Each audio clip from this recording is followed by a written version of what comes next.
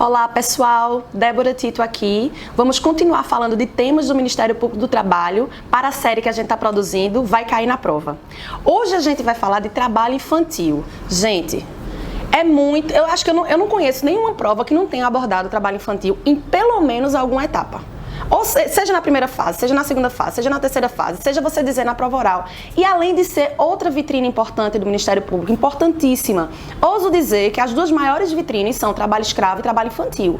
Então, até pela identificação que o procurador do trabalho tem que ter com a carreira, qualquer candidato que aspire ingressar no Ministério Público do Trabalho tem que estar bem afinado com o tema do trabalho infantil também. Trabalho infantil, para começar, ele está lá na Constituição.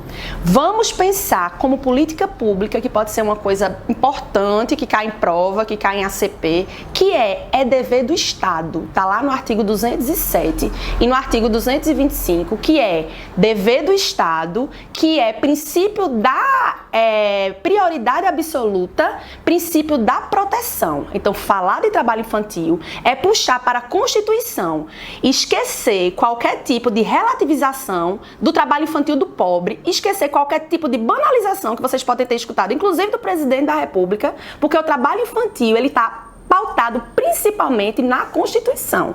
Então, precisamos pensar no princípio da proteção e no princípio da prioridade absoluta que estão na Constituição. O que é isso? A criança tem que ser protegida em todas as esferas.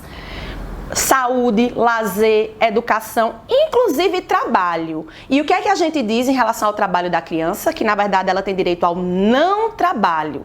O adolescente, na verdade, tem direito ao não trabalho. Criança tem direito à educação e o adolescente tem direito à profissionalização. Então, é bem diferente você falar de um trabalho de rua, de um trabalho doméstico, de um trabalho de flanelinha e você falar de uma profissionalização que é a aprendizagem. Então, vocês têm que estar bem afinados com esses artigos da Constituição relacionados à proteção da criança e do adolescente e jogá-los para a área trabalhista, que é o direito ao não trabalho. E aí nós vamos para o Estatuto da Criança e do Adolescente, que vai confirmar tudo isso, que na verdade regulamenta esses artigos da Constituição.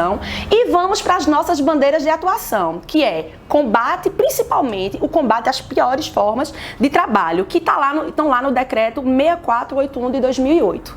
Então, além de criança e adolescente que já tem idade para trabalhar, não poder estar nas situações de insalubridade que estão previstas na Constituição, também não pode estar nas piores formas de trabalho, que vocês têm que fazer a leiturinha aí desse decreto que eu citei. Lembrando que a idade para trabalhar no Brasil é 16 anos, mas para aprendiz baixa para 14, mas se for pior forma ou insalubre ou periculoso ou penoso ou noturno, pula para 18.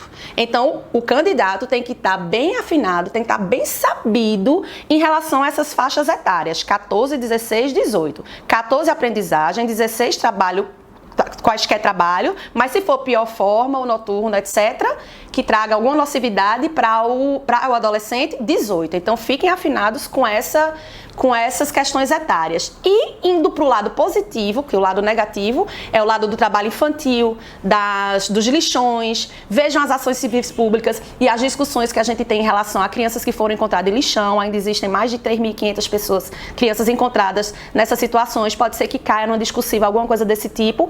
E indo para a parte positiva, vocês têm que falar de aprendizagem. Vocês têm que saber de aprendizagem, que é aquele artigo 428 da CLT, que tem a legislação específica, que obriga as empresas a contratarem adolescentes, jovens aprendizes, que podem ser adolescentes ou podem ser jovens de 18 a 24 anos, para que iniciem sua profissionalização junto às empresas, junto ao Sistema S ou junto a alguma entidade que dê esses cursos de qualificação. Então, o que é que a gente pode resumir aqui de trabalho infantil? Pensem nesses artigos da Constituição, estejam bem afinados com esses patamares etários e pensem bastante, estudem bastante também a aprendizagem, que é um dos grandes projetos nossos no Ministério Público, é exatamente inserir mais e mais aprendizes nessas empresas, para que a gente garanta profissionalização. Lembrem que eu no começo falei que é direito ao não trabalho, é educação e profissionalização, então tentem ir sempre para essas vertentes. Da educação da criança é o que vai responder a situações de pobreza, etc. Sem educação a gente não vai para lugar nenhum. O 12 de junho, que é uma data nacional, que a gente comemora o Dia Mundial de Trabalho Infantil, bate muito nessa questão da educação. E em relação aos jovens, aos adolescentes, é profissionalização. Então, gente, boa sorte e com essa sensibilidade vocês vão ter futuro e vão ingressar rapidinho no Ministério Público do Trabalho.